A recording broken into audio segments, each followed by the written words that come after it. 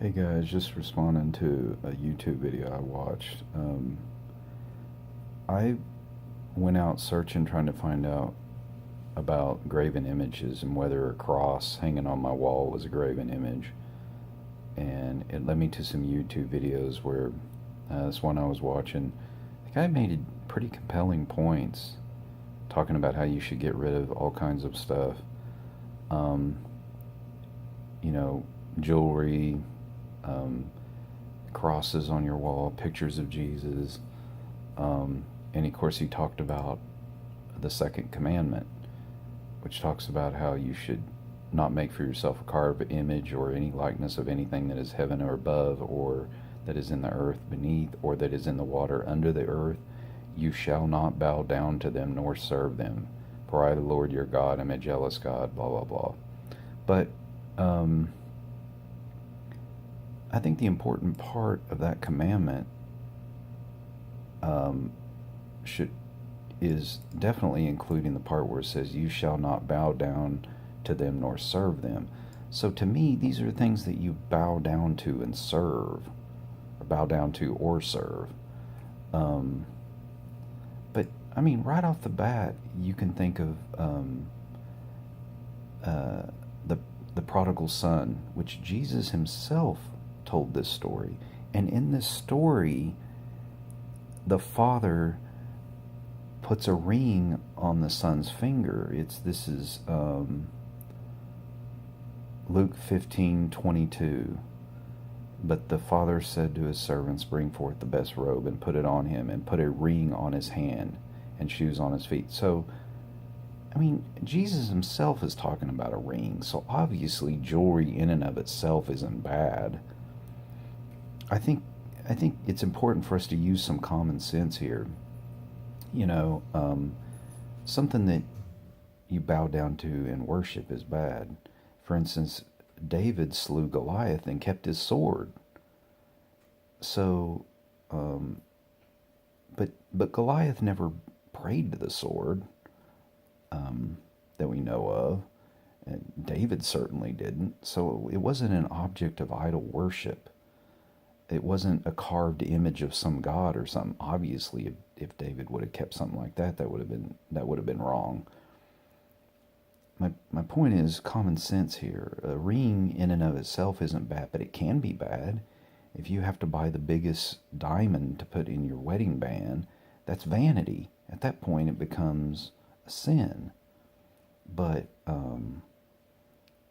there's nothing wrong with a car, but if you drive a sports car and you get mad when somebody puts fingerprints on it, you know, that becomes something that dominates your time and effort and energy. You spend a lot of time cleaning it, waxing it. That's something that um, you're serving. You're not necessarily bowing down to it, but you're definitely serving an object like that. So in that case, it definitely is an idol. So there's issues of vanity, there's issues of idol worship, um, and then of course the all-out, in-your-face sin of actually bowing down to something. And yeah, that's true. We probably shouldn't bow down to the cross, um, or to an image of Jesus or anything like that, because you're just not. God just says you're not supposed to do it. So period. It's not like we have to do it. It's not like you would just be lost in your faith if you couldn't bow down to a cross. So it's not necessary anyway. So why do it if God tells you not to carve anything either in heaven or on earth? So and that you shouldn't bow down to it or serve it, then we shouldn't do that. But having a cross on your wall, I think that's okay. Because how far could we take this? Are we going to say, oh, we can't have a Bible that has a cross on the second page? I mean, that's just that that def, that defies common sense, is what I'm getting at. Um, but there's many areas of the Bible that talk about, you know, certain objects of that I think some of these YouTubers would consider idol worship. Um, Genesis 41:42.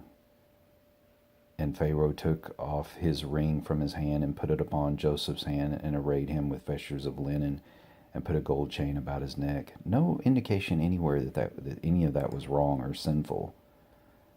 Exodus 13:16 talks about what could be a headband and a hand trinket that the Jews were to wear, although that could be spiritual. I get that. Samuel wore a mantle. Matter of fact, many of the prophets did. Elijah passed on his mantle to Elisha before he passed. And that was another thing, is that this YouTuber was making the point that you shouldn't keep anything from a deceased person. Again, David kept the sword of Goliath. So, and Elijah passed on his mantle to Elijah, although I know Elijah didn't die, but still. So anyway, that's my 2 cents. Tell me what you guys think. Thank you. Bye.